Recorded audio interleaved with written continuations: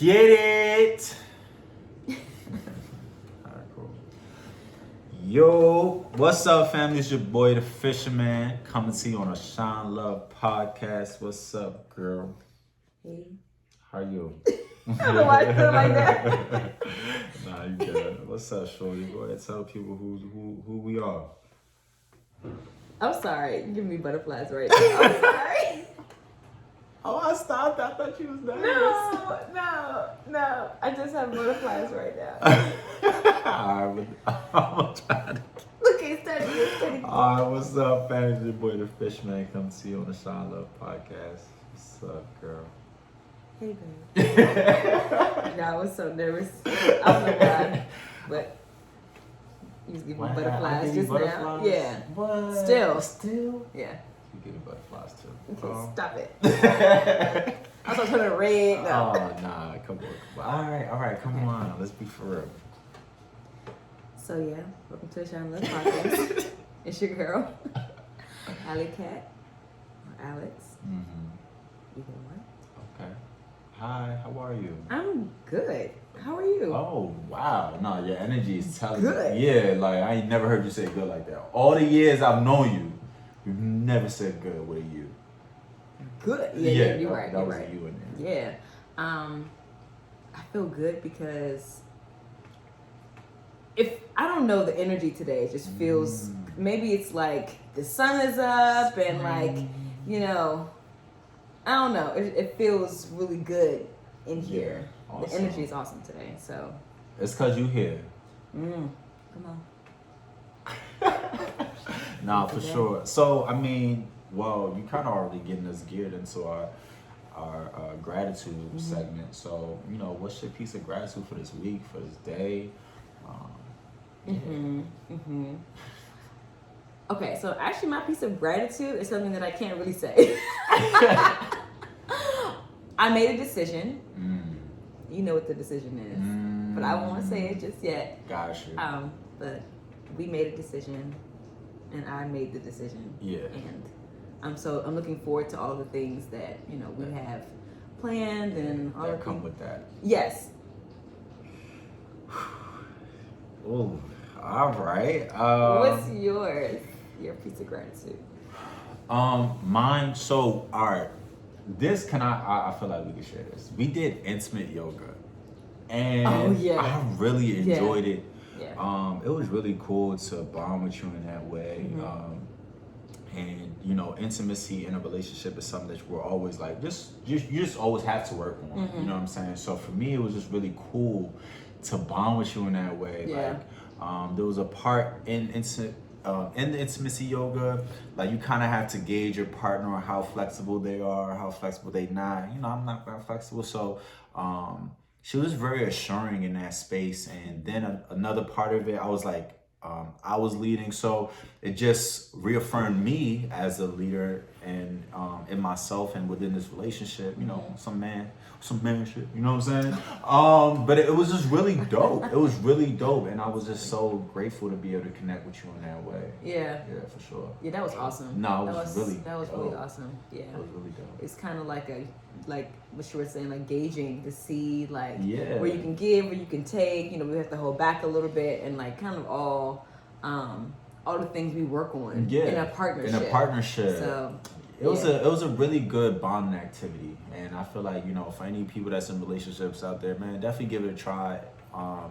Not even just cause, right? It's just gonna really force you to talk to your partner. Because if it hurt, I'm gonna say it like, okay, stop, it hurt. Right, you feel me? Like, right. And that speaks to a lot. But go ahead. That speaks to a lot. Talk about it. Just real quick, just a little thing, because you know, if I was to, or like if you were doing something that was like hurting me and I never said anything, you know, how does that like look in your relationship? Like, is your partner doing something and you're not saying anything and you're just kind of like suffering in silence type of thing? Say?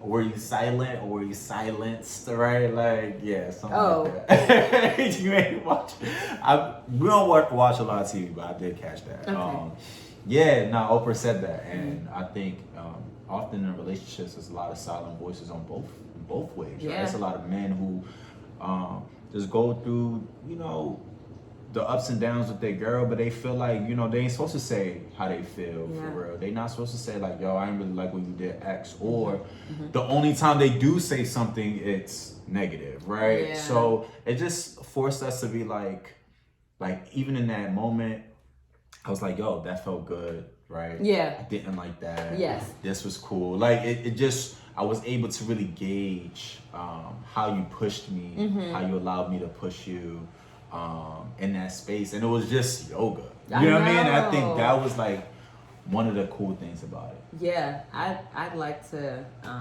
continue doing it, and even like making a community out of it for other couples who wants to, you know, just putting it out there. If anyone is interested, then, you know, just let us know in the comments or you know, whatever, and we can just and or we can just tell you the resource or whatever. Right. And it wasn't like nothing deep. Like we just put on your YouTube on the TV, and we just followed the YouTube, and you know. Alex knows the vinyasas and all that. I don't really know all that, but it was also, you know, that's something that she's interested in. So it was also cool for me to be a part of something that you're interested in. And I just want to say thank you for that, for allowing me to like, you know, push you to try something you never tried before, even within that realm. And I know it was a little uncomfortable for me personally, because I don't really do yoga, but it was really cool for you to let me like pick that. I love kind of how we built it up. Like I was like, you want to do yoga? And he was like, yeah. And then I was like, you want to do it like, sorry guys, you want to do it like naked yoga or half naked yoga? And then you were like, oh, let's do like an intimate yoga. And I was like, what? And I don't even know if you knew if it was a real thing. You just was like, and then boom, caught something. Discovered the fisherman. You know what I'm saying? One thing I'm gonna do is discover. All right, yo, we done. All right, sorry. All right. So I picked up this wine. It's called William Hill. It's pretty cool. It's a Chardonnay. So I figured it was spring, so you know I wanted to try a nice white. And then on the back of it, this what really got me. The aroma, it has an aroma, the palate, and a finish. The aroma is a citrus blossom spice. The palate is a melon, peach, tropical fruit. And the finish is a smooth, balanced, creamy. All right, so, oh my gosh. I was like, what? Spring? Let's get it. Okay. So let's go ahead and pull up, see how you feel. Okay. And go ahead and take that. That's a nice. You be trying. Listen, first of all, I'm trying to get drunk, okay? It's Saturday. And that's clear. If you don't know, now you know. Okay, go ahead, clank it up. Damn. I'm gonna smell mine because you said something. You're supposed to smell. Yeah, you're supposed to smell. You're supposed to smell it. Okay. It smells good though, right? It smells like spring. It smells like spring to me. Citrus, blossom. Okay. I smell the citrus. Okay. And I taste it. It's good. And I taste it. I like it. Yeah, I do too. Usually I'm not a fan of Chardonnays, but this one is. Okay. That was really a nice finish. Like it said what it said. No, it did. Like it tastes light. It does. It tastes light. Yeah, I think we might can add this one too. Nah, for sure. Ooh. To the bar. To the bar. Listen. This is dope. Yo, all right. So, actually, you know, one of the things I really enjoy about like a podcast like this is that the lines aren't too rigid. So I'm not like, I'm over here looking at the time. I'm trying to stop being OD rigid about the time because it's going to be still a good episode. Okay. I'm excited. So, but you know, today is Women's History Month. And the next person on our list that we was gonna read was Nikki Giovanni. And her book of poems is we have the selected poems of Nikki Giovanni. Yeah. And I thought like the episode would be super dope and super interesting if we both pulled out poems that really resonated with us. Yeah. And spent time talking about. Yes. It. So you know I love when you read. So. I know, yes. Before I read though, I wanted to just give a shout out because actually a friend, Dean, actually gave me this book in college. back in Frostburg, and so shout out to you, What's Dean. up? I'm going to give you your book back eventually. Nah, for sure. But it was just so good. It's just a good reference for me. So yeah, and I think we should talk about seeing Nikki Giovanni. So you want to okay? Let's start there. Yeah. So first and foremost, shout out to Kip DC. You know, I'm not big on shouting out where schools that I know about. But they had Nikki Giovanni come, and that was like my first time ever actually like watching her live. And so she was speaking, and I mean, the woman is she's a powerhouse. All in herself. All in herself, all on her own. You feel me? Mm-hmm. Like it was really dope. She didn't hold back at all. And it's so interesting. She said one thing, somebody asked a question like, but what do you say to somebody who has like writer's block? And she said, you don't read enough. Shoot, no, first, okay, this is what I heard, right? I heard it, and she was like, oh, that's not a problem for me. Yeah, right. I've never experienced that. I've never experienced that emotion. I said, oh my God. She's like, I'm a writer, so that doesn't happen for me. And then you don't read enough. But nah, for real, I don't think that writer's block is real. Let me tell you why. Oh, okay, hold up. All right. So let me tell you why. It's not that it's not real. Mm-hmm. It's shrouded in a negative mindset around. Yes. Okay. This particular piece that you're about to write may not sound how you want it to. Mm-hmm. And I think that is what we consider to be writer's block, right? This is idea like, if you don't have nothing, don't write nothing. But if you do have something, write it, even if it's ugly, even if it's not something that you care to publish. It's just the idea like, put it on paper. It's gonna come to you. Mm-hmm. But I think people say like, and I'm totally, I know a lot of people who are writers and they say they suffer from writer's block, but it can't be something you're suffering from. To me, it looks like if it's not your place to write, don't write at that moment. Yeah. But I think a lot of times people want to write at a certain moment that doesn't speak to them, where it's not coming to you. And if it's not, then don't write. Yeah, well, there are the world that we live in. We have due dates, we have deadlines, we have things to write, and it's like, I have to get this thing done, but I had nothing going on in my mind. Because that's also another thing too. Sometimes like your mind just goes completely, blank. But I do agree with what she said. I do agree that the more you read, like the more like there's just so many stories, right? Well, depending on what you're reading too, right? But there's just so many stories, so many things that like you can maybe pull from, draw inspiration from. And I also agree with what you're saying too. Like if it's like there's nothing coming and like you're trying to make it sound like this, then maybe take a break. Right. So.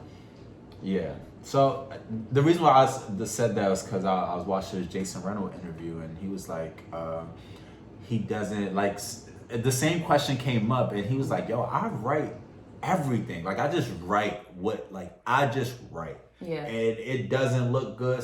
I write, other people can't read it. I just write just to write, and it doesn't look like anything. Yeah. But eventually he goes back, and I mean, he's an awesome writer.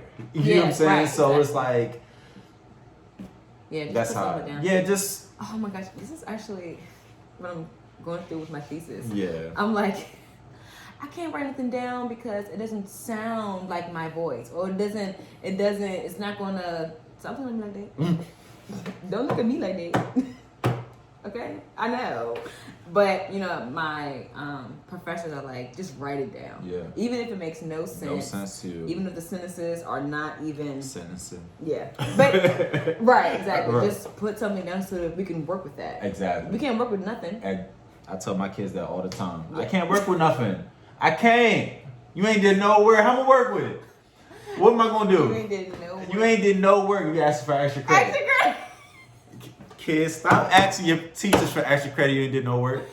That's funny. You ain't did no work. That's funny. Can I get some extra credit? Was you that kid? I was not that kid. I did my work. Okay. I did my work. All right. Okay. Nah, but all right. So we talked a little bit about for anybody who doesn't know Nikki Giovanni, she's a revolutionary, a writer, a powerhouse. We can't talk about awesome women in history without mentioning her name. Very true. Intellect. I actually watched her famous interview with James Baldwin. Mm-hmm. And yeah, that circulated throughout the Twitter. That's the Twitter. Yeah. You know, that's that piece came up, but then Yeah. I watched like the whole thing. Yeah. And wow. Yeah, she talked about that too. She talked about it. Yeah. That was dope. Mm-hmm. That was dope. So yeah, man, let's go and jump into the book. And you know, I would love to see what poem resonated with you. Okay. So while I go through, I kind of bookmarked it. It's crazy. My first encounter with Nikki Giovanni's work, I was in fourth, fifth grade, and we did a oratorical, and we just like my whole class picked black authors, black poets, and recited their poetry. And the first one I came across was Cotton Candy on a Rainy Day. Oh wow! And I was like, wow. I mean, I didn't really understand it. At the time, but I was like, it's something about the way like these words are like formulating together that feels good, that feels powerful. Like that was the first time I felt like a power in speaking, because I'm not speaking is not my favorite thing to do. If you know me, it's not my favorite thing to do. Yeah. But at that time, I felt so like I was like, ooh, I feel a little inspired. Powerful. Yeah, just by the words and stuff. Okay, sorry. So I won't read the whole thing, but the first one I have is called Poem. No name, number 3. That's what it has in here. So, first couple of lines. The Black Revolution is passing you by, Negroes. Anne Frank didn't put cheese and bread away for you because she knew it would be different this time. The Nazi boots don't march this year. Won't march next year. We'll come to pick you up in a honka VW bus. So don't wait for that, Negroes. They already got Malcolm. They already got Leroy. They already strapped the harness on Rat. They already pulled Stokely's teeth. They already hear if you can hear properly, Negroes. So that's just some lines. I hope I didn't butcher it. And for me, it I like when you read. You do? Yeah. Wow. Thanks.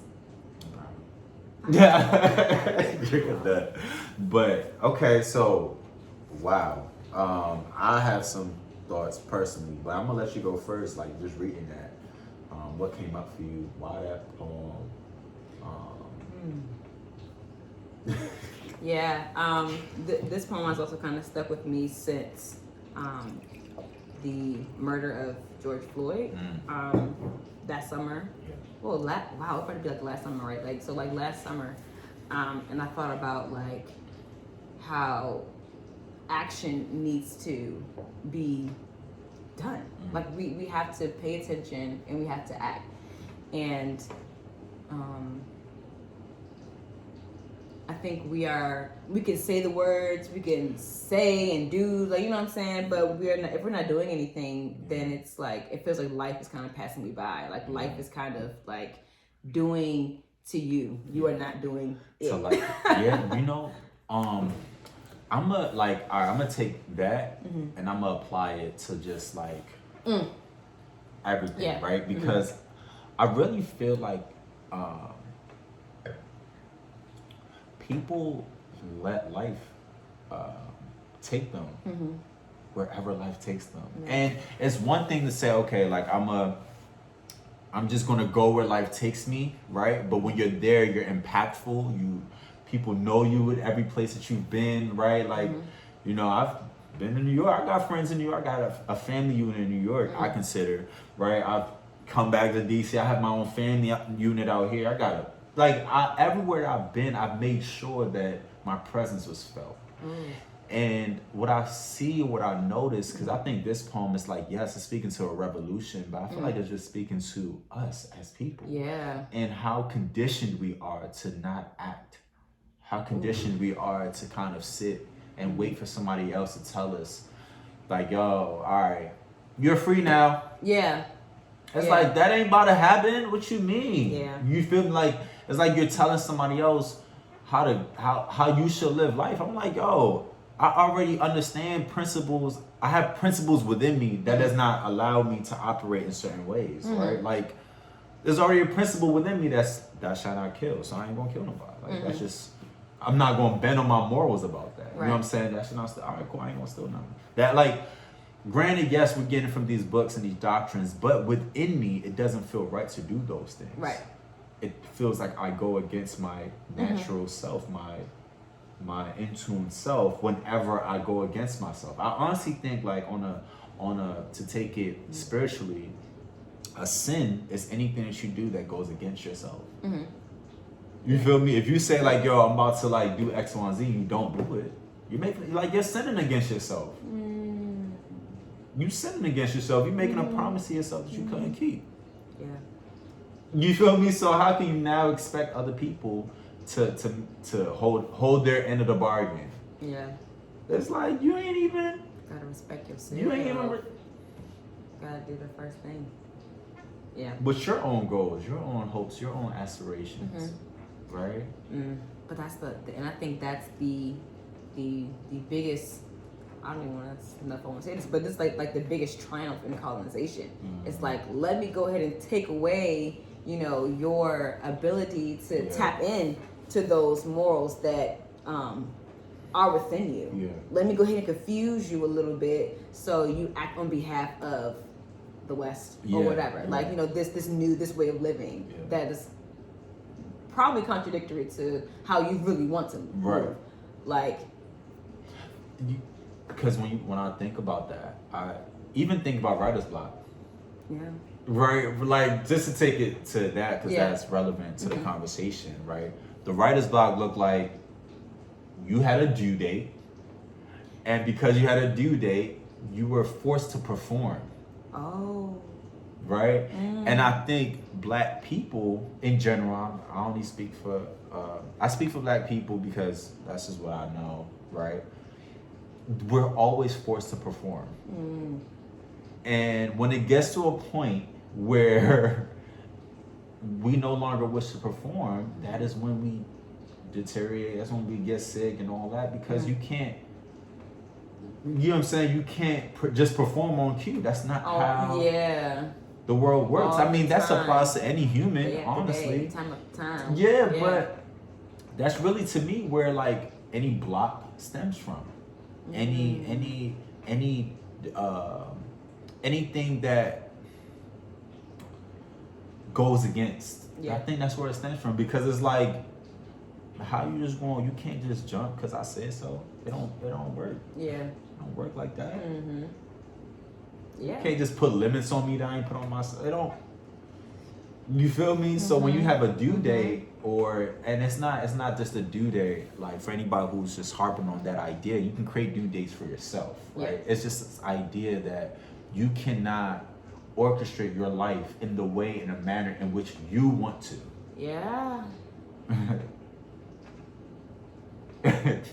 get on my nerves, bro. I can't take you serious. Wow. You feel me? Because yes to that. I have nothing else to add. Nah, all right. Let me take my. So select your poem. I am. So, before I read this piece, I am.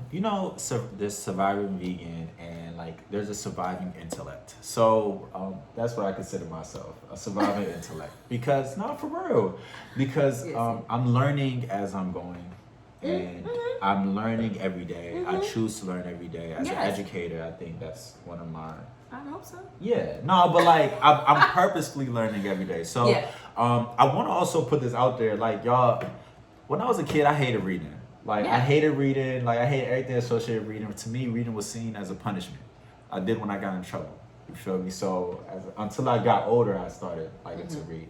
I'm saying all that to say, because I didn't like read as much as I was young, I didn't have those experiences that you had, right? Like discovering Nikki Giovanni for that time. There was no piece that. I still had to read though. I mean, yeah, but there was no piece that like spoke to me in that way until I became an adult. Okay. Yeah. So anyway, so as I was going through this, as I was learning more about Nikki Giovanni, that's what I'm trying to say. I'm learning more about her. Okay. Now, Nice. right? Nice. That's wonderful. I saw this poem and it spoke to me. The title is, drum roll please, Africa. Y'all should have knew I was gonna pick some that said Africa, but I'm gonna read just a snippet and then I'm gonna tell you why it spoke to me. It said, I'm a teller of tales, a dreamer of dreams. Shall I spin a poem around you? Human beings grope to strangers to share a smile, complain to lovers of their woes and never touch. Those who need to be touched, may I move on? The African isn't independent, he's emancipated. And like freedmen, he explores his freedom rather than exploits his nation. Worrying more about the condition of the woman than his position in the world, I am a dreamer of dreams. In my fantasy, I see a person. Not proud for pride as a collection of lions or a magazine in Washington, D.C., but a person who can be wronged and go on, or a person who can be praised and still work. But a person who can let a friend share a joy as easily as a friend shares a sorrow. I'm gonna stop right here, right? I mean, that was the first time I heard that. Yeah, no, I'm gonna stop right here. It's a lot more. It goes on to the next page, but I thought that this poem was really dope. I remember when I went to Ghana for the first time in 15 years, and so I was an adult, and I remember seeing my godmom, who I didn't know, I never met her before, and she was like, if you want to live in Africa, if you want to live, come to Ghana. If you want to survive, stay in America. And that poem, to me, said a lot, but it made me feel like this idea of Africa represents to me freedom, because you no longer had to worry about the color of your skin. When I was in Africa and when I was in Ghana, that made me feel the most free. I've never felt so free as I have in Ghana. And I really wish I could bottle up that experience and give it to every black person in the diaspora, because there's no price you could put on not feeling like you have a chip on your shoulder, and being able to actually focus on things that move you, inspire you, and lead you to want to be a better sense of yourself. Wow. That's how the poem resonated to me. Wow. But you just listening, what came up for you? Something similar, actually. That there is a way of life that is free, or fear, more free, whatever, and that you can have it. Yeah. Like there's something that is here in America, but yeah, like when you think about Africa and like all that has like all that's there, and all of our kind of culture stems from that, and all of the traditions and customs that are there, it's like it's I don't say home. I think home is relative. Yeah. But I think just what you're saying of like not being killed for the color of your skin, right. Not being like that chip on your shoulder is kind of alleviated. Like you can dream there. Yeah. Like when she's like, I am a dream, or I'm a dreamer, or something like that. I'm sorry, kind of. But when she's like dreaming, like it's like that's what like that dream looks like to me. That's like this American dream. I can have it in Africa. Yeah. And really have it. Yeah. Not this European view of what the dream. But I think also too, you know, as a person of the diaspora, I think the dream is always within us. Right. You know, I like right. And I one of the things that I'm learning, and as I navigate through this journey of life, whatever, is that I feel like home is everywhere. Yes. There's no time that I navigate the world not thinking that I'm home. Because within myself I feel free. Yeah. But it comes with knowing, right, that I have some kind of base, I guess, right? It comes with knowing that I have something that no one can take away from me, which is that I am an African, and not in the idea of being a first generation American. Just I mean, I'm sure like even you looking at me, it's like, yeah, like bro, we know that, right? But it's just this idea like home is within me. Yes. I thoroughly believe that. Yes. I thoroughly believe that if I saw somebody walking down the street, I could make them feel at home. You know what I'm saying? If I connected with somebody, I can make you feel home. I can make you feel free. You can feel free around me. You can feel like yourself around me. Yeah. I don't care if you white, Latino, whatever, black, African, Portuguese, Brazil. You can feel home with me. Interesting. And I think interesting take. that's how I took it. That's how I took it. Okay. You know what I'm saying? You can feel home with me. Home resides with me. Home is me. Ooh. Okay. Welcome home. You going okay, guys. So actually, Hassan. You don't want to do this. You don't want to do this. Go ahead and do this. Okay, I was going to anyway. You don't want to do this. I was going to anyway. Hassan is actually a writer. He's a poet. Actually. Alex has a book. I have a book. So I also write. Yes. We're both writers. So I just want y'all to know that because she was about to put me on the spot. Y'all saw that, right? And I had to let you know you ain't want to do that. You don't want to go there. But you was about to start. Like you was over here giving some poetic words. Thank you. Okay. Okay. Yes. I'll get that to you. Yeah, I think you should do like a spoken word on here one day. Just saying. What they said, roses are red, the violets are blue. Sir. Sir. I need some original. I was about to flip it though. I was about to be like, home is always within me whenever I'm around you. Come on. Look. You know, because I feel with that too. Like, it's also, with the people that we love. Right. And I think that's like the biggest part. Like when you ask me, like, well, what makes Maryland? What makes PG your home? It's like, well, my family is here. Yeah, it's not people. People are here, and I have my memories are here. That's a real thing. It is. No, but look, I know you had like another piece that you wanted to.